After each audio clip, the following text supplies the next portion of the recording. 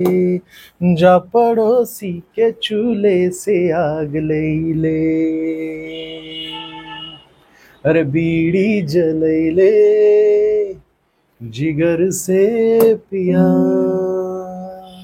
जिगर मा बडी आग डिंगडांग डिंगडिंग. नमस्कार महाराष्ट्राच्या जिवंत हृदयाच्या सळसळत्या रक्ताच्या भावी अधिकारी कर्मचारी पोलिसांनो, कसे आहात सगळे. आपण एक सिरीज चालू केलेली युट्यूबवर सर्वांना माहिती आहे आणि ती सिरीज जबरदस्त तुमचा रिस्पॉन्स येत आहे मित्रांनो. चालू घडामोडीची ही सिरीज आहे. या वर्षी झालेल्या सर्व पोलीस भरतीच्या ज्या परीक्षा आहेत त्यातील चालू घडामोडीच्या प्रश्नांचं असं सखोल विस्तारित स्पष्टीकरण घेत आहोत, ज्याचा फायदा नक्कीच तुम्हाला.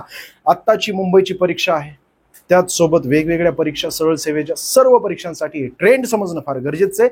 हे ट्रेंड तुम्हाला कळालं की याच मुद्द्यांना धरून तुम्हाला प्रश्न विचारले जाणार आहेत. जसा की हा प्रश्न बघा, अलीकडे लागू झालेल्या नवीन फौजदारी कायद्याच्या संदर्भात खालील जोड्या विचारात घ्यायच्या आहेत. बघा, सुरुवातीपासून ज्यांनी 1 ते 60 प्रश्न बघितलेले आहेत, म्हणजेच आपल्या युट्यूबवर सगळे अपलोड केलेले आहेत. 7-8 भाग कंप्लीट आपण अपलोड केलेले आहेत. हा 9वा भाग आहे.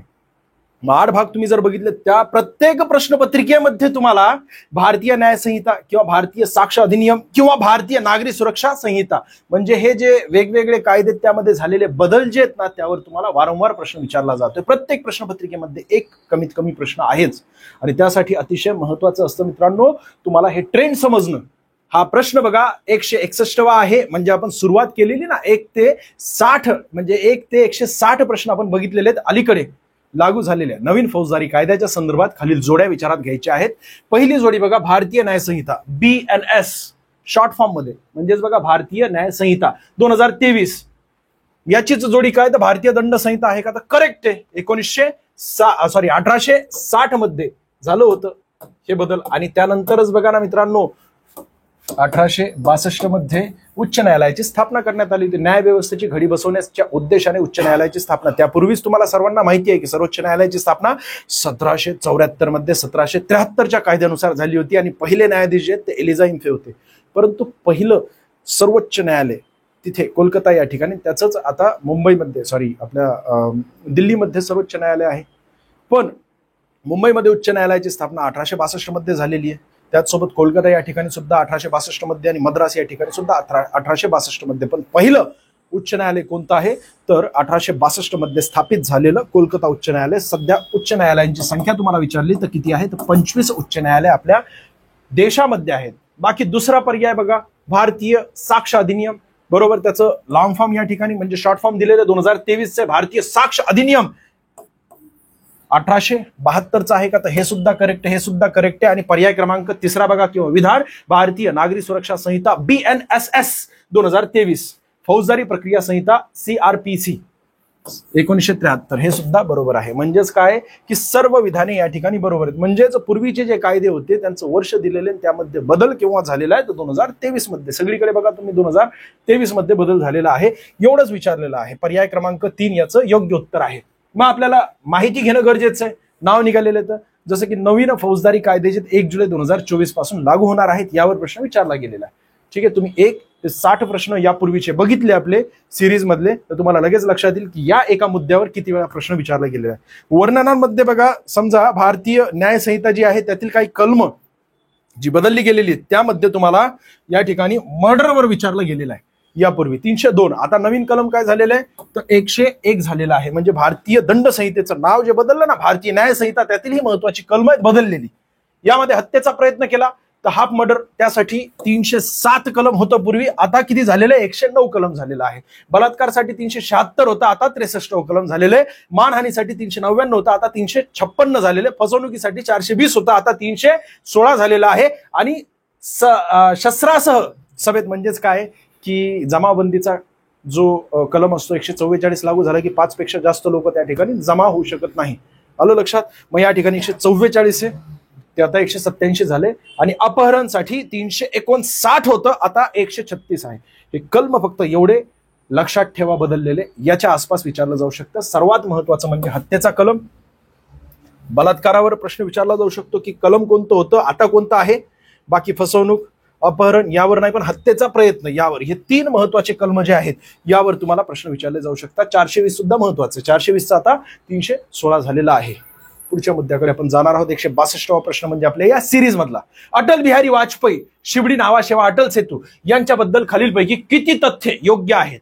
बघा, ते पंतप्रधान नरेंद्र मोदी यांच्याद्वारे 12 जानेवारी 2024 रोजी उद्घाटन करण्यात आलं होतं का? तर करेक्ट आहे. 12 जानेवारी हा दिवस जो आहे तो आपल्या देशामध्ये राष्ट्रीय युवक दिवस म्हणून, स्वामी विवेकानंद यांचा जन्मदिवस म्हणून आपण साजरा करतो, राष्ट्रीय युवक दिवस म्हणून. पर्याय क्रमांक या ठिकाणी विधान 1 बरोबर आहे. विधान 2, या सेतूची मुंबईतील शिवडी आणि रायगड जिल्ह्यातील नावाशेवा क्षेत्रे जोडणारी 21.8 किलोमीटर लांबीची आहे का? तर हे सुद्धा बघा या ठिकाणी विधानांमध्ये आपल्याला दिलेलं आहे.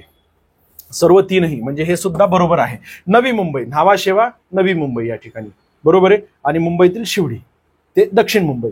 बाकी बघा, मुंबई ट्रान्स हार्बर लिंकची निर्माण लागत 17,850 कोटी रुपये. हे सगळं लक्षात ठेवायची गरज नव्हती, परंतु फार डीप मध्ये विचारले ना, ज्यावेळेस 3 विधानांचे प्रश्न असतात की नाही मित्रांनो, जे की एमपीएससी मध्ये विचारले जातात, तशा प्रकारचे एमपीएससी मुख्य परीक्षा, एमपीएससी पूर्व परीक्षा, यूपीएससी मध्ये विचारले जातात. असे जर तुम्हाला प्रश्न आले तर 100% बघा 99.99% प्रश्नांची उत्तरे काय असतात? वरीलपैकी तीनही किंवा सर्व विधाने बरोबर. आलं लक्षात? आणि त्यावेळेस तुम्हाला समजा कन्फ्युजन वाटलं एखाद्या विधानाबद्दल, घाबरायचं नाही. सर्व पर्याय क्रमांक 3 याचं योग्य उत्तर असतं. आता संपूर्ण इन्फॉर्मेशन घेऊया, याच्या पलीकडे अजून काही जाणार नाही मित्रांनो. इंडियाज लॉंगेस्ट सी ब्रिज आहे, त्यामुळे तुला विचारलं जाते. त्याचसोबत त्याचं या वर्षी उद्घाटन झालेलं आहे, त्यामुळे विचारलं जाते. केव्हा? तर जानेवारी 12, 2024 रोजी डेट ऑफ इनॉग्रेशनची आहे. बाकी 6 लेन असतात, कॉमन सेन्स आहे मित्रांनो. त्याचसोबत बघा 15 मीटर आहे. किती उंची आहे? 15 मीटर आहे. कशावरून? तर समुद्र सपाटीवरून. बघा ना, हाईट फ्रॉम सी लेवल, म्हणजे समुद्र सपाटी जी असते त्याच्यावरून किती? तर 15 मीटर उंच हा ब्रिज आहे. एकूण 70,000 व्हेकल एका दिवसामध्ये धावतात. 70,000 व्हेकल त्यावरून जाऊ शकतात, अशी क्षमता आहे त्याची. त्याचसोबत किती? तर 17,840. इथं किती दिलेले आहेत? 17,850 दिलेले आहेत. थोडंसं पुढे मागं, परंतु ही अधिकृत वेबसाईटवरून घेतलेली माहिती आहे. ठीक आहे. त्याचसोबत अप्रॉक्स 22 किलोमीटर टोटल लेंथ आहे. किती आहे? 22 किलोमीटर. परंतु त्यातल्या त्यात फक्त समुद्रावर किती लेंथ आहे? तर 16.5 किलोमीटर आहे. आणि त्याच्या बाहेर 5.5 जमिनीवर आहे. एवढं लक्षात ठेवा. इथे लक्षपूर्वक वाचायचे, हे एक पाठ करायचं आहे. त्याचसोबत बघा, एकूण तारीख तुम्हाला विचारली जाऊ शकते, उंची विचारली जाऊ शकते. यावर प्रश्न आतापर्यंत विचारला गेलेला नाही. बाकी तुम्हाला माहिती आहे की 21.8 म्हणा किंवा टोटल 22 किलोमीटर म्हणा. पुढच्या मुद्द्याकडे आपण जाणार आहोत. पुढचा मुद्दा म्हणजे खालीलपैकी कोणते इस्रोचे अंतिम वैज्ञानिक मिशन सूर्याच्या विस्तृत अभ्यासासाठी आहे? आता आदित्य L1 यावर आतापर्यंत 4 ते 5 वेळा प्रश्न विचारला गेलेला आहे आत्ताच्या तुमच्या पोलीस भरतीमध्ये. फार महत्वाचं आहे. आदित्य L1 सूर्याचा अभ्यास म्हणलं, ती मिशन म्हणली तर पहिलीच मिशन आहे आपल्या इस्रोद्वारे पाठवली गेलेली आदित्य L1. पर्याय क्रमांक 1 याचं योग्य उत्तर आहे. बाकी बघा, भारताच्या पहिल्या सौर वेधशाळा मोहिमेचे नाव काय आहे? आदित्य L1 आहे. आदित्य L1 मोहिमेचे प्रक्षेपण 2 सप्टेंबर 2023 रोजी करण्यात आले होते. ही महत्वाचे तारीख पाठ करून ठेवा. IMP करतो, जेवढं काय एक्सप्लेनेशन मध्ये सांगतो ना मित्रांनो, तेवढं जरी तुम्ही केलं तरी सुद्धा सफिशियंट आहे. 99.99% सगळे इथूनच येते, म्हणजे प्रश्न सगळे इथूनच येतील. बाकी तुम्हाला उपग्रह जर विचारला तर PSLV C57, ठीक आहे, स्लॅश आहे ते, किंवा आदित्य L1 आहे. आणि मिशन हे या संपूर्ण नाव आदित्य L1 मिशन आहे. आणि बाकी जर तुम्हाला विचारलं, जे रॉकेट असतं ना मित्रांनो, अरे आपल्या गुरुत्वाकर्षणच्या बाहेर जाण्यासाठी एनर्जी असणं गरजेचं आहे. ते रॉकेट जे आहे ते रॉकेट कोणतं? तर PSLV, polar satellite launch vehicle. Launch vehicle आहे. व्हेकल म्हणजेच काय? मला समजा माझ्या गावाला जामखेडला जायचं असेल तर मी काय करेल? बसमध्ये जाईल किंवा 2 व्हीलरवर जाईल किंवा माझ्या स्वतःच्या गाडीमध्ये जाईल, कारमध्ये जाईल. बरोबर आहे की नाही? याचा अर्थ काय की मला पोहोचवलंय कुणी तर त्या व्हेकलने पोहोचवलंय. तसं या उपग्रहाला पोहोचवलंय कुणी तर PSLV C57 ने पोहोचवलेलं आहे. तुम्हाला जर गगनयान विचारलं ना तर GSLV आहे, त्याचा लॉंग फॉर्म विचारलं जाऊ शकतो. GSLV MK3 ही रेंज चालू आहे. GSLV कोणी बनवलंय? M सोमनाथन यांनी बनवलेलं आहे. सध्या ते 11वे इस्रोचे अध्यक्ष आहेत. मग पहिले इस्रोचे अध्यक्ष तुम्हाला जर विचारलं, अरे विषय, अरे म्हणून डीप मध्ये जाणं गरजेचं आहे. कळतंय का तुला? 100% विचारलं जाईल. इस्रोचं लॉंग फॉर्म तुला करावं लागेल. लय वेळा विचारला गेलेला, लय ठुसका आहे ते. तुला लॉंग फॉर्म सांगायचे कमेंट्स मध्ये, नक्की सांगायचं, दुसऱ्यांचं बघायचं नाही. तू सुद्धा कमेंट टाकायची. सवय गरजेची. यार तू किती स्पीड मध्ये टाईप करत असतो की नाही? सवय लागली की नाही तुला टाईप करायची? आलं लक्षात? आणि त्यावेळेस तू काय करतो? लॉंग फॉर्म टाईप करत नाही, शॉर्ट फॉर्म टाईप करत असतो. आणि त्यात कारण तुला स्पेलिंगच येत नाही. बरोबर आहे? लव, LOVE च LUV करून टाकतो तू. जेवलास का जेवण, जेवणचं तू काय करतो जे, आणि वन करून टाकतोस तू. बरोबर आहे की नाही? म्हणजे काय की समोर अरे तुला स्पेलिंग किंवा टाईपच नीट करता येत नाही, पण इथं तू काय करायचं, सर्च करायचंय, कारण तुला परीक्षेमध्ये विचारलं जाणार आहे. सर्च करायचं इस्रोचं लॉंग फॉर्म कुठे, आपल्या गुगलवर, आणि त्यानंतर मग ते लॉंग फॉर्म नीट समजून घ्यायचंय आणि त्या ठिकाणी कमेंट्समध्ये तुला टाईप करून टाकायचं आहे. बघूया तुला येते की नाही. आलं लक्षात? मग इस्रोची स्थापना तुला विचारली जाऊ शकते. केव्हाची इस्रोची स्थापना? तर 15 ऑगस्ट 1969 ला. त्याच सोबत कोणी स्थापित केलेलं आहे, तर विक्रम साराभाई यांनी केलेलं आहे.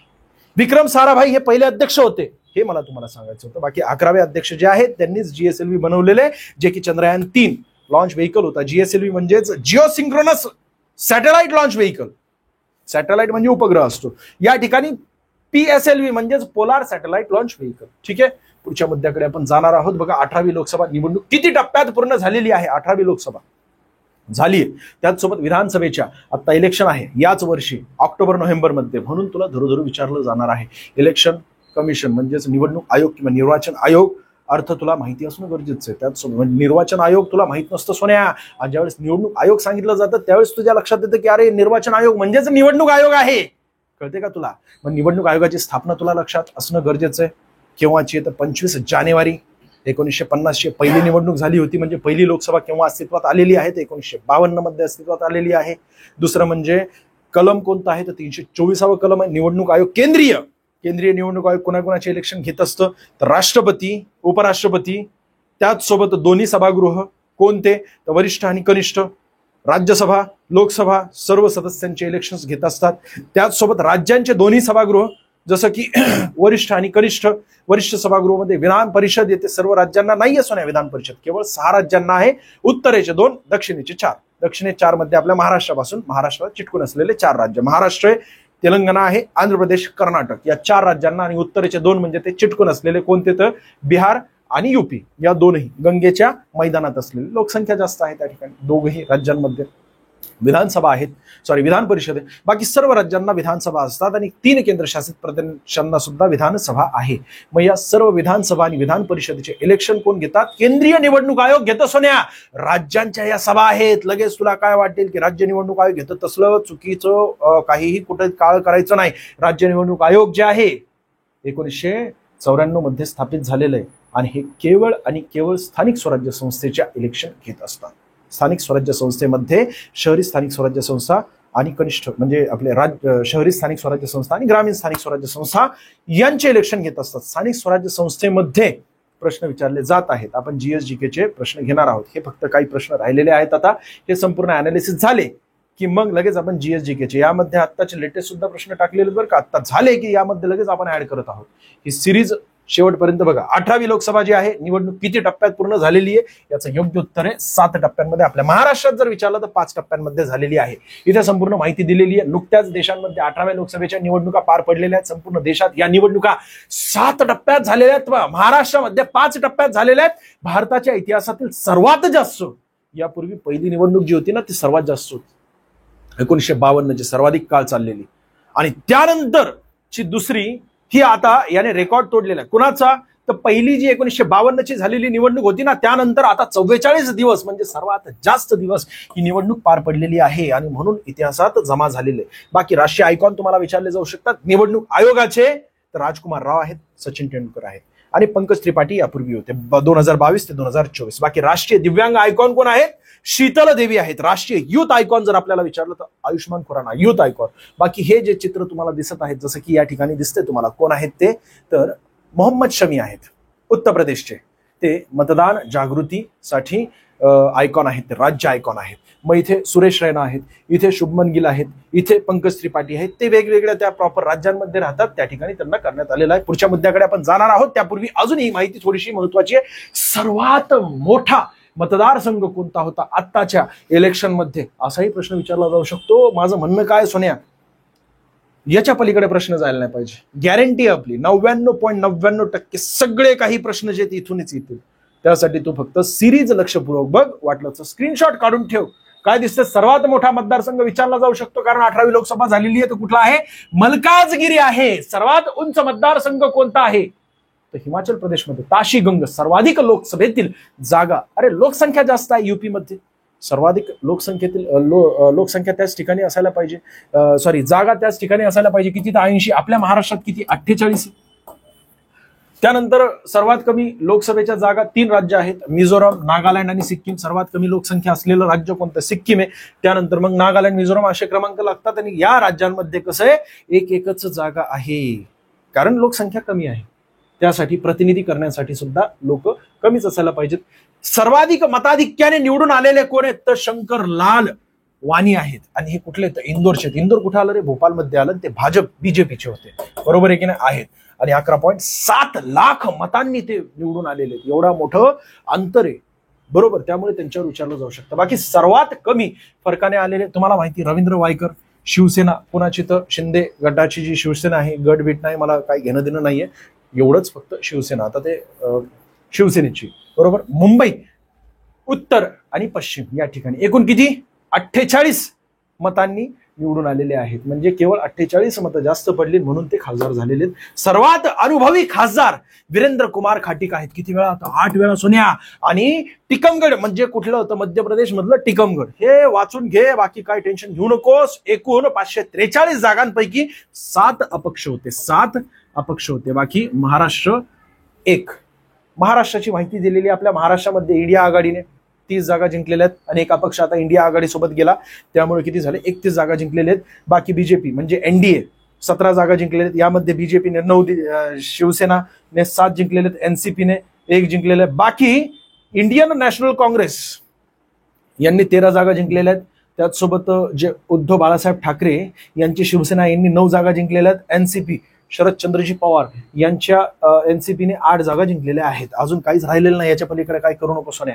बस थोडंसं मागं घे, पुन्हा एकदा हा प्रश्न बघ, संपूर्ण माहिती तुझी कव्हर होऊन जाईल, काय अडणार नाही, कुठंच काय अडचण येणार नाही. 165वा प्रश्न बघ, नासाचं तुला लॉंग फॉर्म हे प्रश्न संपण्यापूर्वी तुला मी सांगणार आहे. तोपर्यंत तू लगेच आत्ता पॉज करून कमेंट्स करून दाखव, लगेच कमेंट्स कर. नासाचा इंजेन्युइटी अलीकडील बातम्यांत आला होता, ते काय आहे? ते मार्सवरील रोबोटिक्स चॅपर आहे. ठीक आहे, मार्सवरील रोबोटिक्स चॅपर आहे. पुढच्या मुद्द्याकडे आपण जाणार आहोत. बघा, हे नासाची माहिती जर तुम्हाला विचारली तर नासा दिसते तुम्हाला जुलै 29, 1958.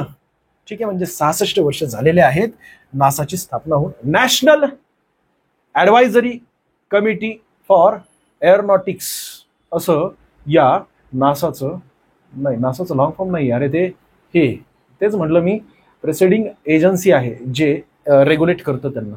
ठीक आहे, बाकी स्पेस एजन्सी आहे, एरोनॉटिक्स रिसर्च एजन्सी आहे. युनायटेड स्टेट्स फेडरल गव्हर्नमेंट जे आहे ते ज्युरिस्डिक्शन करत असतं. हेडक्वार्टर तुम्हाला विचारलं जाऊ शकतं, हेडक्वार्टर कुठे आहे? Washington DC. कुठे आहे? Washington DC. आणि सध्याचे अध्यक्ष कोण आहेत? Bill Nelson. कोण आहेत? Bill Nelson. बाकी तुम्हाला लॉंग फॉर्म लगेच कमेंट्स करायचं आहे. ठीक आहे, ही अंतराळ संशोधन संस्था इस्रोचाही लॉंग फॉर्म तुम्हाला कमेंट्स करायचा आहे. पुढे बघा, पुढचं महत्वाचं म्हणजे 1966. काय राहिले का या ठिकाणी? काहीच राहिलेलं नाही. पुढच्या मुद्द्याकडे आपण जाणार आहोत. 166वा प्रश्न, निवडणूक आयोगाने वोट फ्रॉम होम सुविधा कोणासाठी पुरवलेली आहे? तर अपंग व्यक्तींसाठी पुरवली का? तर बरोबर आहे, पहिलं विधान. विधानांचे प्रश्न विचारले जात आहेत सोन्या, त्यामुळे तू असं सोपं समजू नकोस की वरला येणारे प्रश्न वाचला की लगेच मला उत्तर येईल आणि लगेच मी तिथं काळ करत, तसलं नाही येते सोन्या. विधानांचे तुलनात्मक प्रश्न आहेत, थोडा अभ्यास बऱ्यापैकी असणं गरजेचं. पण तुला मुद्दा माहिती आहे? मुद्दा सोडलाय का रे त्यांनी? अजिबात नाही. मुद्दा कोणता आहे? एकच मिनिट, मी जरा लाईट लावतो, तुला अजून क्लिअर दिसेल मी. ठीक आहे, तर मुद्दा सोडलेला आहे का? नाही. निवडणूक आयोग. मी तुला काय सांगितलंय? निवडणूक आयोग यावर्षी अत्यंत महत्वाचा आहे, सगळ्या परीक्षांमध्ये विचारला जाईल. ट्रेंड कळाला तुला? मग या ठिकाणी अपंग व्यक्तींसाठी करेक्ट आहे. त्याच सोबत आणि कॉमन सेन्स आहे, वोट फ्रॉम होम अपंग व्यक्तींसाठीच असायला पाहिजे की नाही? ते येऊ शकतात का? नाही. त्याच सोबत 80 वर्षांपेक्षा मोठे वयोमान, हे चुकीचं आहे मित्रांनो. 80 नाही आहे इथे, 85. किती आहे? 85. जर 85 असलं असतं तर हे विधान बरोबर असलं असतं. हे विधान चुकीचं आहे. फक्त 1 या ठिकाणी या प्रश्नाचं योग्य उत्तर आहे. बघा, माहिती दिसते तुम्हाला इमेजमध्ये. निवडणूक आयोगाने 40% पेक्षा जास्त अपंगत्व व 85 वर्षापेक्षा जास्त वयोवृद्ध व्यक्तींसाठी मतदान प्रक्रिया सुलभ होण्यासाठी सक्षम कोणतं होतं, हे सक्षम फार महत्वाचं आहे बरं का, ऍप विकसित केलेलं आहे. यावर तुम्हाला विचारलं जाऊ शकतं आणि यावर सक्षम ऍपवर घरी बसल्या बसल्या वोटिंग होऊ शकते. ठीक आहे. त्याचसोबत मतदार जागृती करण्यासाठी निवडणूक आयोगाने स्वीप म्हणजे स्वीप अशा प्रकारे हा कार्यक्रम हाती घेतलेला आहे. या कार्यक्रमावर सुद्धा प्रश्न विचारला जाऊ शकतो. आणि आचारसंहितेच्या उल्लंघनाच्या तक्रारीसाठी हे बघा CVIGIL ऍप विकसित करण्यात आलेला आहे. हे 3 लक्षात ठेवा. सक्षम ऍप अपंग लोकांसाठी, त्याचसोबत 85 वर्ष पेक्षा जास्त वयोवृद्ध लोकांसाठी घरी बसल्या बसल्या मतदान करण्यासाठी ऍप चालू केलेले स्वीप, हे विशेषतः कशासाठी तर मतदान जागृतीसाठी हे जे आहे कार्यक्रम राबवला गेलेला आहे. बाकी आचारसंहितेत जर उल्लंघन झालं कुणाचं, म्हणजे कोणत्याही कार्यकर्त्यांकडून किंवा कोणत्याही पक्षांकडून, तर त्याची तक्रार या ठिकाणी या ऍपवर नोंदवता येईल. त्यासाठी हे 3 महत्वाचे मुद्दे सांगायचे होते. पुढच्या मुद्द्याकडे आपण जाणार आहोत. 167वा प्रश्न आहे आपल्या या सिरीज मधला. 21 मार्च 2024 रोजी प्रथमच आण्विक ऊर्जा शिखर परिषद कुठे आयोजित केली गेलेली आहे? आण्विक ऊर्जा शिखर परिषद आणि प्रथम आयोजित केली गेलेली आहे म्हणून आपल्यासाठी अत्यंत महत्वाचं आहे. ब्रसेल्स बेल्जियम या ठिकाणी आयोजित केली होती आणि प्रथम होती म्हणून आपल्यासाठी महत्वाचं आहे.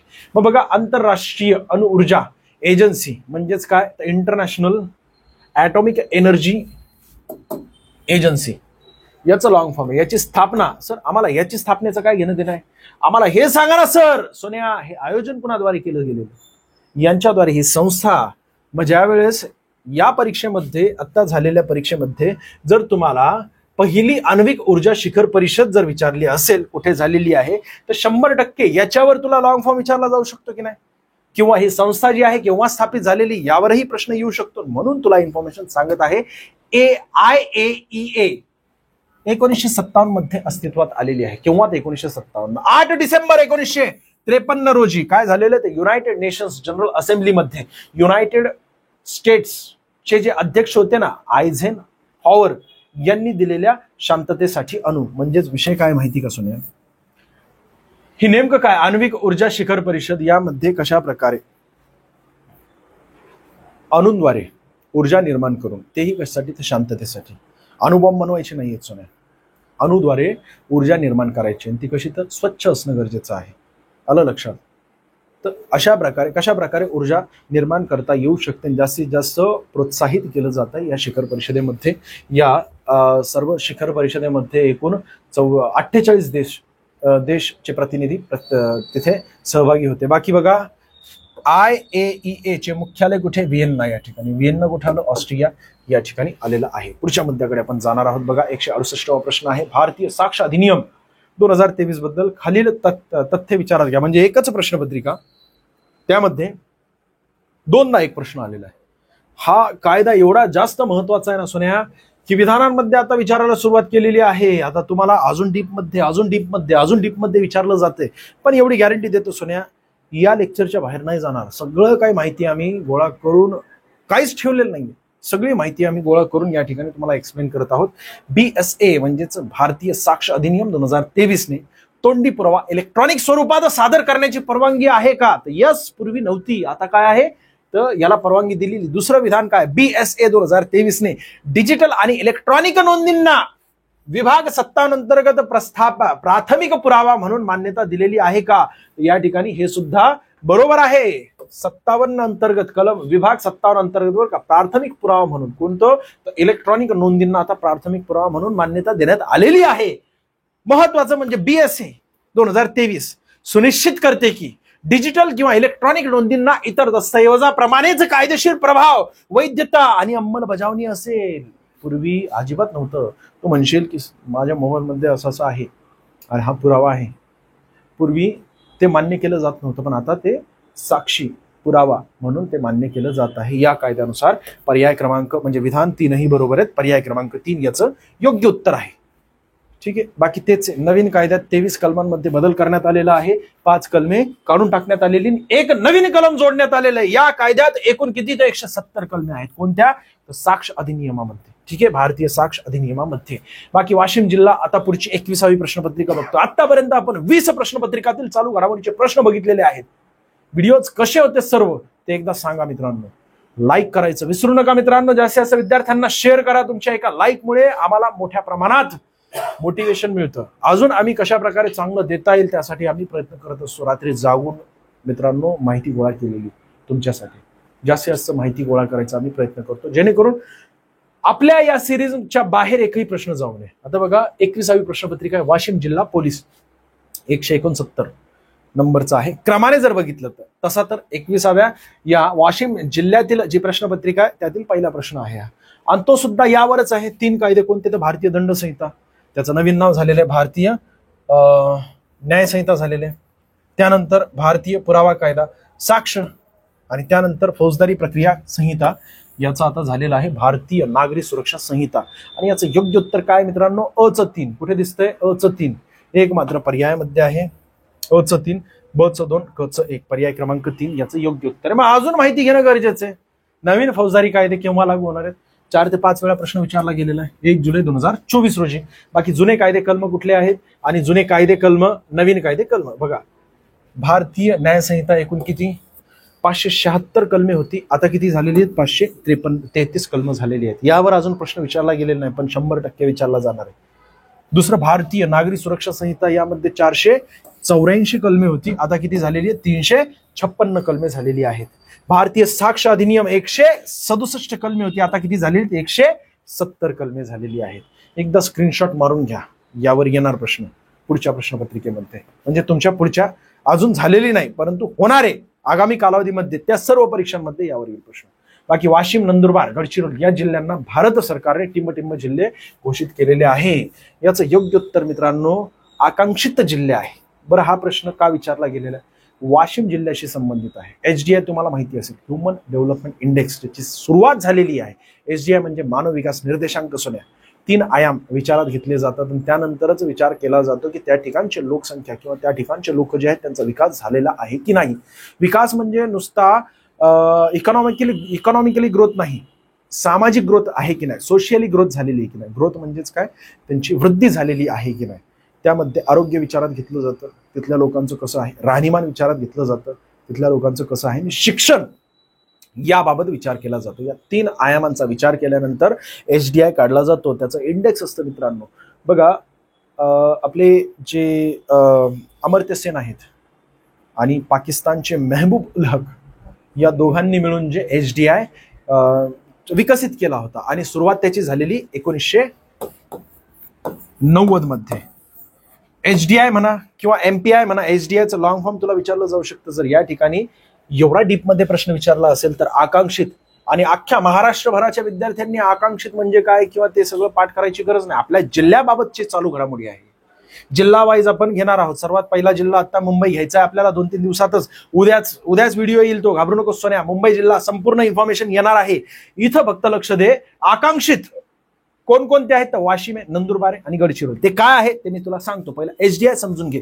HDI म्हणजेच काय? Human development index. आणि याला विकसित कुणी केलेला आहे किंवा याचा शोध कुणी लावलेला आहे तर महबूब उल हक पाकिस्तानचे आणि अमर्त्य सेन आपल्या भारताचे. आणि त्यामुळे त्या दोघांना जे आहे नोबेल पारितोषिक मिळालेलं आहे. पहिला नोबेल पारितोषिक अर्थव्यवस्थेमधला कोणाला मिळालेला आहे तर आपले अमर्त्य सेन यांना मिळालेला आहे. मग HDI आकडेवारी कोण प्रकाशित करतं तर UNDP करतं. UNDP म्हणजेच युनायटेड नेशन डेव्हलपमेंट प्रोग्राम. हे UNDP फक्त HDI करतं का तर नाही, MPI सुद्धा करतं. MPI म्हणजे multi dimensional poverty index. Long form विचारला जाऊ शकतो. Multi dimensional poverty index ISDI. तुला कमेंट्स करायची सोने. ISDI integrated human development index मीच सांगतो, जाऊ दे सोड. ISDI सुद्धा. त्याचसोबत अजून वेगवेगळे असे अनेक इंडेक्स आहेत जे की UNDP द्वारे प्रकाशित केले जातात. आता अजून जास्त डीप मध्ये न जाता फक्त इन्फॉर्मेशन घेऊया. भारतातील 15 जिल्हे मानव विकास निर्देशांक तर मागास आहेत. किती तर 115 जिल्हे आहेत मागास. हे जे इंडेक्स आहे 3 आयाम काढले. आरोग्य, त्या ठिकाणी बऱ्यापैकी लोकांचं म्हणजे आरोग्यामध्ये अडचणी आहेत. शिक्षण जे आहे लोकांचं बऱ्यापैकी झालेलं नाहीये त्या ठिकाणी. त्याचसोबत अजून राहणीमान जो आहे, राहणीमानाचा दर्जा तो सुद्धा त्यांचा पाहिजे तसा नाहीये बाकी जिल्ह्यांपेक्षा. असे किती जिल्हे आहेत तर जे मागे राहिलेले या 3ही आयामांमध्ये असे एकूण 115 जिल्हे आहेत मानव विकास निर्देशांक मध्ये आढळले आहेत. आणि या जिल्ह्यांना आकांक्षित जिल्हे म्हणून घोषित करण्यात आलेले आहे. तर महाराष्ट्रातील असे 4 जिल्हे आहेत ज्यांना आकांक्षित जिल्हे आहेत. नंदुरबार, त्यानंतर धाराशिव, गडचिरोली आणि वाशिम. आता हे वाशिम जिल्ह्याची प्रश्नपत्रिका बघतोय म्हणून आपल्याला हा प्रश्न विचारला गेलेला आहे. हे जिल्हे प्रगत करण्यासाठी भारत शासनाकडून convergence, integrations and focused attention to backward districts. आता एवढं सगळं विचारलं जाणार नाही, मला नाही वाटत रे एवढ्या डीप मध्ये तुला विचारलं जाईल. अरे तुला त्या ठिकाणी गोळ्या मारायचे, फटके द्यायचे, आलं लक्षात, धरायचं तुला आरोपीला. आरोपी तुला विचारणार आहे का सांग बरं लॉंग फॉर्म काय आहे ते सगळं नाही सोन्या. अरे तुझा आणि त्यांचा संबंध आहे, ठीक आहे. तुला फक्त पात्र आहेस का त्यासाठी ही प्रश्नपत्रिका आहे. 171वा प्रश्न बघा. वाशिम जिल्ह्यातून टिंब किलोमीटर इतका हिंदू हृदय सम्राट बाळासाहेब ठाकरे समृद्धी महामार्ग जातो. वाशिम जिल्ह्यातून विचारलं गेलेलं आहे, त्या जिल्ह्यापुरता तुला माहिती असणं गरजेचं आहे. अन्यथा अख्ख्या महाराष्ट्रभरासाठी किती आहे तर 701 किलोमीटर आहे. कुठे गेलं 701 किलोमीटर. आणि त्या जिल्ह्यापुरता जर आपल्याला विचारलं तर पर्याय क्रमांक 3 या प्रश्नाचं योग्य उत्तर आहे. समृद्धी महामार्ग विचारलं तर आपल्या जिल्ह्यामधून जात असेल तर आपल्याला त्याबाबत माहिती असणं गरजेचं आहे सोन्या, बरोबर आहे की नाही. हा महामार्ग मुंबई, नागपूर या 2 शहरांना जोडतो. हा महामार्ग एकूण 10 जिल्ह्यांमधून जातो. यापूर्वीच्या व्हिडिओजमध्ये आपण समृद्धी महामार्ग आणि शक्तीपीठ दोघांमधील जे बदल आहेत ना, म्हणजे दोघांमधील कम्पेअर केलेला आहे आणि संपूर्ण इन्फॉर्मेशन आपल्या या पुस्तकात आहे सोन्या. करंट एक्सप्रेस ज्याची आपण सिरीज चालू केलेली, तुम्ही बघितलं असेल थंबनेल मध्ये करंट एक्सप्रेस दिसतंय आणि हे पोलीस भरती स्पेशल दिसतंय आणि अतिशय सुंदर असं माझं या ठिकाणी फोटो दिसतोय, बरोबर आहे की नाही. तर हे सगळं काही तू बघितलेलं आहे यापूर्वी. तर या ठिकाणी ही सिरीज चालू आहे आणि याच पुस्तकातील हे सर्व काही प्रश्न आहेत. बघा ना, इथे धाराशिव जिल्हा पोलीस भरती 181वा प्रश्न पुढे येणारच आहे. इथे आपण सध्या वाशिम जिल्हा बघतोय. वाशिम जिल्ह्यातील कुठला आहे प्रश्न हा. वाशिम जिल्हा टिंब किलोमीटर इतकी हिंदू हृदय सम्राट बाळासाहेब ठाकरे समृद्धी महामार्ग, त्याचं स्पष्टीकरण सुद्धा दिलेलं. फक्त या स्पष्टीकरण सिरीज मध्ये मी अजून डीप मध्ये सांगतो जेणेकरून काय होईल, आणि त्यामध्ये अजून इमेजेस ऍड करून अजून एक्स्ट्राची इन्फॉर्मेशन ऍड करतो जेणेकरून काय होईल सोन्या की तुला एकही प्रश्न आपल्या या सिरीज मधून जाणार नाही. आणि एकदा सगळ्या प्रश्नपत्रिका म्हणजे परीक्षा झाल्या की आपण विथ प्रूफ कोणकोणत्या परीक्षेमध्ये कोणकोणते प्रश्न आपल्या या सिरीज मधून आले होते आगामी ते तुला दाखवेल, घाबरू नकोस, 100% येईल तेही. आता पुढचं म्हणजे बुलढाणा जिल्हा पोलीस भरती, यामध्ये 172वा प्रश्न आहे. BCCI या भारतीय क्रिकेट संघटनेचे सध्याचे अध्यक्ष कोण आहेत. तर लगेच तू तिथं काळं करून घे, तू जयशाह. अरे नाही सोनिया, जयशाह नाही आहेत ते. कोण आहेत, रॉजर बिन्नी आहेत. आता लेटेस्ट इन्फॉर्मेशन आहे. इथे इमेज दिसते तुम्हाला. BCCI board of control for cricket in India, भारतातील क्रिकेटची मुख्य संस्था BCCI आहे. BCCI चे मुख्यालय चर्चगेट मुंबई या ठिकाणी आहे. आणि जयशाह हे BCCI चे सचिव आहेत. तिथे वारंवार आपण IPL मध्ये बघितलं, त्याचसोबत क्रिकेटच्या वेगवेगळ्या मॅचेस त्यामध्ये ग्राउंडमध्ये आपण त्या जयशाह यांना बघत असतो. त्यामुळे चुकून त्या ठिकाणी लगेच तुम्ही क्लिक कराल. बघा, उस्ताद अमजद अली खान हे कोणत्या वाद्याशी संबंधित आहेत. अमजद अली खान या ठिकाणी दिसत आहेत आणि ते कोण तर सरोद. आता सरोद म्हणजेच कुठला तर हा या ठिकाणी दिसतोय तुम्हाला सरोद, पर्याय क्रमांक 2 याचं योग्य उत्तर आहे. मग बाकीचे लोक जे आहेत सध्या चर्चेमध्ये त्यावर तुम्हाला प्रश्न विचारला जाऊ शकतो ते कुठले तर ग्वालियरचे आहेत. बाकी शहनाई वादक कोण, बिस्मिल्लाह खान. तबला वादक कोण आहेत, जाकीर हुसेन. आणि संतूर वादक शिवकुमार शर्मा आहेत. पुढच्या प्रश्नाकडे आपण जाणार आहोत. पुढचा प्रश्न, जागतिक वसुंधरा दिवस 2024 ची थीम काय आहे. 2024 ची थीम विचारली गेलेली, ठीक आहे. आणि ही जागतिक वसुंधरा ची थीम आहे. बघा ना, प्लास्टिक, व्हेकल, साऊंड आणि पोल्युशन लयदा झालेले. साऊंडचा संबंध नाहीये, व्हेकलचा पण संबंध नाही. सध्या काय आहे, प्लास्टिक सर्वात मोठं संकट आहे की नाही. प्लास्टिक हे पण होत नाही, काय म्हणतात त्याला, त्याचं विघटन होत नाही प्लास्टिकचं.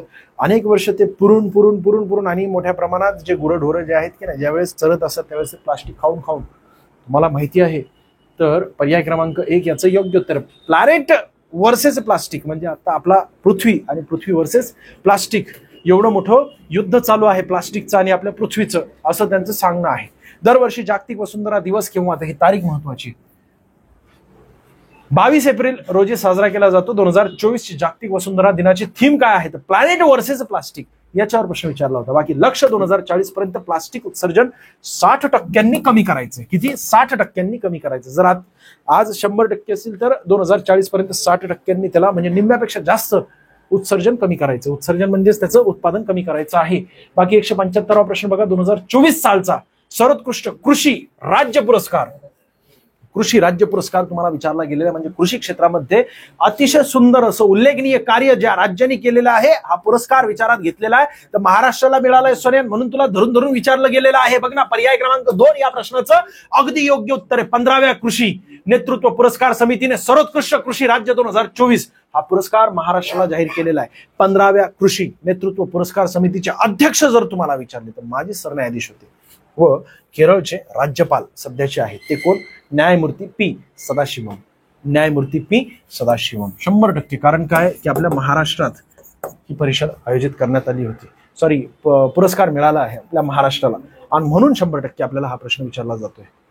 हे पुरस्कार सोहळा किंवा हा पुरस्कार सोहळा दिल्लीत पार पडला. मुख्यमंत्री एकनाथ शिंदे व कृषी मंत्री धनंजय मुंडे यांनी हा पुरस्कार जो आहे स्वीकारलेला. बघा, कृषी मंत्री धनंजय मुंडे या ठिकाणी दिसतात, मुख्यमंत्री या ठिकाणी दिसत आहेत, आपले रस्ते व वाहन मंत्री जे आहेत की नाही गडकरी, नितीन गडकरीजी हे या ठिकाणी दिसतात. पुढच्या मुद्द्याकडे आपण जाणार आहोत. आर प्रज्ञानंद हा प्रसिद्ध खेळाडू कोणत्या खेळाशी संबंधित आहे? आर प्रज्ञानंद विचारलं गेलेले का बरं? मी तुम्हाला मागच्या व्हिडिओमध्ये सुद्धा सांगितलं होतं की लक्षात ठेवा, कारण खेळाडू आणि खेळ विश्वनाथन आनंद ज्यावेळेस मी तुम्हाला समजून सांगत होतो तुम्ही बघून घ्या त्यावेळेस हे मोठ्या प्रमाणात चर्चेमध्ये आहेत. प्रज्ञानंद, आर प्रज्ञानंद बुद्धिबळशी संबंधित. पर्याय क्रमांक 3 याचं योग्य उत्तर आहे 16 वर्षीय प्रज्ञानंद सर्वात कमी वयात पॅरिस ओपन बुद्धिबळ स्पर्धा 2022 चा विजेता ठरलेला आहे. जागतिक लेवलवर सर्वात कमी वयामध्ये जे आहे त्यांनी रेकॉर्ड केलेला आहे ते सर्वात कमी वयात पॅरिस ओपन बुद्धिबळ स्पर्धा 2022 चा विजेते ठरलेले आहेत. आर प्रज्ञानंद हा मूळचा तमिळनाडूचा आहे. कुठले आहेत हे? तमिळनाडूचे. प्रज्ञानंद ग्रँड मास्टर बनणारा जगातील 5वा सर्वात तरुण बुद्धिबळ आहे. चुकून मी बोललो, जगातील नाही, सर्वात कमी वयाचे, आपल्या भारतातील सर्वात कमी वयाचे ग्रँड मास्टर आहेत, परंतु जगात किती आहेत ते? तर 5व्या क्रमांकाचे कमी वयाचा जर विचार केला तर. पुढच्या मुद्द्याकडे आपण जाणार आहोत. बघा, 177वा प्रश्न. फौजदारी प्रक्रिया संहिता 1973 ही संहिता रद्द करून केंद्र सरकारने खालीलपैकी कोणती संहिता लागू करण्यात आलेली आहे? फौजदारी प्रक्रिया संहिता 1973 रद्द केली सोन्या, आणि त्याच्या जागेवर भारतीय नागरी सुरक्षा संहिता 2023 दिसते तुम्हाला इथे. ठीक आहे, बाकी अजून काय माहिती घ्यायची होती? 1973चा हा कायदा आहे, त्याचा आता 2023 करण्यात आलेले भारतीय नागरी सुरक्षा संहिता झालेले आहे, आणि नवीन कायदा 356 कलमांचा आहे. किती? 356 कलमांचा आहे. मागील प्रश्नामध्ये तुम्ही याच व्हिडिओमध्ये बघितलं असेल, या ठिकाणी कलम पूर्वी किती होती, आता किती कलम आहेत, आणि त्यांची नवीन नावं सांगितलेली आहेत. ते एकदा मागे तुम्ही थोडंसं व्हिडिओला मागे करून, पण संपूर्ण व्हिडिओ बघितल्यानंतर मागे जायचं सोन्या, लिंक तुटते. तसं काय करायचं नाही, एकदा लिंक चालू केलेली आहे ना, फक्त डोक्यात ठेवायचं की आपल्याला हे मुद्दा पुन्हा एकदा बघायचा आणि रिव्हिजन करणं गरजेचं आहे, त्याशिवाय पर्याय नाही. किंवा स्क्रीनशॉट मारून ठेवत जा सोन्या. 178वा हिंदू हृदय सम्राट बाळासाहेब ठाकरे समृद्धी महामार्ग या प्रकल्पाची अंमलबजावणी जबाबदारी कोणत्या विभागाची? अरे किती सोपा प्रश्न आहे रे सोन्या. अरे MSRTC. तुला आलं नाही, तू घाबरला त्या ठिकाणी. MMRDA करून टाकले तू. असं करू नकोस रे सोन्या. पर्याय क्रमांक 1 या प्रश्नाचं योग्य उत्तर MSRDC आहे, TC नाही बरं का. तेच म्हटलं काहीतरी चुकल्यासारखं झालेलं MSRDC. पर्याय क्रमांक 4 या प्रश्नाचं योग्य उत्तर आहे हिंदू हृदय सम्राट बाळासाहेब ठाकरे समृद्धी महामार्ग या प्रकल्पाची अंमलबजावणी महाराष्ट्र राज्य रस्ते विकास प्राधिकरण करत असतं, आणि समृद्धी विकास डेव्हलपमेंट आहे बरं का, D विकास कॉर्पोरेशन म्हणजे C. ठीक आहे, तर अजून काय काय विचारलं गेलेलं आहे? तर समृद्धी महामार्ग एकूण 701 किलोमीटर लांबीचा आहे. सर थोडीशी इन्फॉर्मेशन द्या ना सोन्या. तुला मी या ठिकाणी इमेज दिली होती मागचं, तू सुरुवातीपासून आतापर्यंत बघ. आत्ता नवीन असेल तू या व्हिडिओला पहिल्यांदा बघत असशील, संपूर्ण व्हिडिओ बघ. काय करायचं तुला सांगतो, हे एवढं फक्त फॉलो कर. सुरुवातीचा पहिला व्हिडिओ जो आहे आपल्या या युट्यूब चॅनलवर आहे तो व्हिडिओ बघून घे. त्यानंतर क्रमाने जे आहे पार्ट 1, पार्ट 2, पार्ट 3, पार्ट 4, आत्ता सध्या पार्ट 9 चालू आहे. हा 9 बघितलेला आहे, घाबरू नकोस. पण 1 ते 8 बघितलं विषय संपला. फक्त शांततेत बघायचं, महत्वाचं मी सांगितलंय तिथं व्हिडिओ चालू असताना की याचं स्क्रीनशॉट काढून घे, त्याचं स्क्रीनशॉट काढून घे, आणि नंतर ज्यावेळेस संपूर्ण व्हिडिओ बघितले त्यावेळेस एकदा वाच. घाबरू नको सोन्या. माझं नाव घे राहुल भैसडे आणि परीक्षेत जा. प्रश्नाचं उत्तर आल्याबरोबर फक्त काय सांगायचं, सर तुमचं लय भलं होईल, काळं करायचं तिथे. ठीक आहे, 100% टेन्शन घेऊ नकोस. इथूनच सगळं येणार आहे. समृद्धी महामार्ग मुंबई ते नागपूर आहे, समृद्धी महामार्ग ठाणे नाशिक, त्यानंतर बघा अहमदनगर या ठिकाणी टाईप करायचा राहिलेला आहे. अहमदनगर, त्यानंतर छत्रपती संभाजीनगर, जालना, बुलढाणा, वाशिम, अमरावती, वर्धा, नागपूर. एकूण किती जिल्हे सोन्या? 10 जिल्हे. आणि हे प्रत्यक्षपणे 10 जिल्ह्यांमधून जात आहेत, म्हणजे हा मार्ग, पण अप्रत्यक्षपणे 14 जिल्ह्यांना जोडतोय. किती जिल्हे झाले मग? 24 जिल्हे. कितीपैकी? 36 जिल्ह्यांपैकी 24 जिल्हे जे आहेत अप्रत्यक्षपणे एकमेकांना जोडण्याचं काम हे समृद्धी महामार्ग करत आहे. म्हणून तुला विचारलं जाते.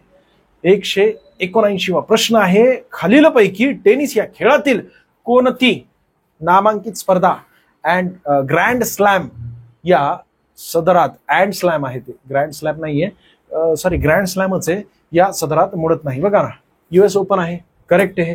ऑस्ट्रेलियन ओपन आहे, त्यानंतर फ्रेंच ओपन आहे, रशियन ओपन आहे का रे? अजिबात नाहीये. पर्याय क्रमांक 4 या प्रश्नाचं योग्य उत्तर आहे. हे 4 एकूण ग्रँड स्लॅम असतात. US ओपन हार्ड कोर्टवर चालतं. हार्ड कोर्ट लगेच सर्च करायचं. आता मी इथे इमेजेस ऍड केल्या असत्या, पण विषय असा झालेला आहे की अनेक महत्वाचे इन्फॉर्मेशन जे आहेत मी या व्हिडिओमध्ये रात्री जागून ऍड केलेले आहेत. तुमच्यासाठी होईल तेवढं चांगलं पुढचा व्हिडिओ सुंदररित्या असेल. मुंबई आपण डेव्हलप करतोय, म्हणजे मुंबई जिल्ह्यासाठीची जी PPT आहे ती आपण बऱ्यापैकी सुंदररित्या इन्फॉर्मेशन ऍड करून डेव्हलप करतोय. उद्यापर्यंतच येईल तो व्हिडिओ आपल्या युट्यूब चॅनलवर. ठीक आहे, तर इथे लक्ष द्यायचं. टेनिस या खेळात 4 ग्रँड स्लॅम होत आहेत. यापैकी 4 ग्रँड स्लॅम आहेत. कोणकोणते? तर हार्ड कोर्ट सर्च करायचं, हे सुद्धा हार्ड कोर्टवरच आहे. हार्ड कोर्ट फक्त एवढंच टाक. कशात? तर याच्यावर आपलं काय म्हणतात त्याला, गुगलवर टाक. बाकी क्ले कोर्ट काय असतं ते लगेच तुला येईल. आणि ग्रास कोर्ट म्हणजे हिरवं. ठीक आहे, पुढच्या मुद्द्याकडे आपण जाणार आहोत. शेवटचा प्रश्न आपल्या या व्हिडिओमधील, महाराष्ट्राच्या प्रथम महिला पोलीस महासंचालक कोण आहेत? किती वेळा हा प्रश्न विचारला गेलेला आहे? सोन्या, योग्य उत्तर काय त्याचं? तर रश्मी शुक्ला आहे. श्रीमती रश्मी शुक्ला. पर्याय क्रमांक 3 दिसत आहेत. अरे इमेज नाही आहे का त्याची? ठीक आहे त्यांची, पण यापूर्वी 6 ते 7 वेळा प्रश्न विचारला गेलेला आहे आणि ते तुम्हाला तिथे इमेजेस मध्ये दिसेल. ज्यांनी मागचे व्हिडिओ बघितले नाही 100% बघा. श्रीमती रश्मी शुक्ला आहेत महाराष्ट्राच्या प्रथम महिला पोलीस महासंचालक. रश्मी शुक्ला यांची नेमणूक झालेली. यापूर्वी महासंचालक पदी रजनीश शेठ होते. महाराष्ट्रातील पहिल्या महिला IPS कोण आहेत? तर मीरा बोरवणकर आहेत. ठीक आहे, मीरा बोरवणकर. बघा, महत्वाची माहिती सांगतोय मित्रांनो. प्रश्न संपले की लगेच तुम्ही स्किप मारू नका. अतिशय महत्वाची माहिती सांगतोय मित्रांनो. आगामी कालावधीमध्ये आता तुमची मुंबईची परीक्षा आहे आणि त्या मुंबईच्या परीक्षेसाठी आपण काय करत आहोत? तर एक सुंदर अशी PPT बनवायचं डेव्हलप चालू आहे.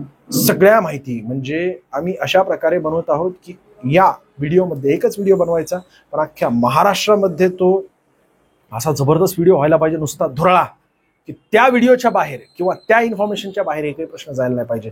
जो प्रश्नपत्रिका बनवतोय ना सोन्या, त्याने सुद्धा आपला व्हिडिओ बघून ती प्रश्न त्यामध्ये ऍड करायला पाहिजे. असा जबरदस्त व्हिडिओ बनवणार आहे 1 ते 2 दिवसामध्ये. घाबरू नका. मुंबई, GS, GK आणि चालू घडामोडी अजिबात घाबरायचं नाही. सुंदररित्या त्याचा आपण कम्प्लिटली 25 पैकी 25 कसे मिळतील यासाठी प्रयत्न करणार आहोत. अजूनही सबस्क्राईब केलं नसेल तर सबस्क्राईब करून ठेवा मित्रांनो. व्हिडिओ आवडत असेल तर लाईक करा मित्रांनो. तुमच्या एका लाईकमुळे आम्हाला मोटिवेशन मिळत असतं, आम्ही अजून चांगल्या प्रकारे कार्य करत असतो. ठीक आहे, आणि बाकी व्हिडिओ आवडला असेल तर कमेंट्समध्ये सांगा. काही चुकलं असेल तर क्षमा असू द्या. धन्यवाद.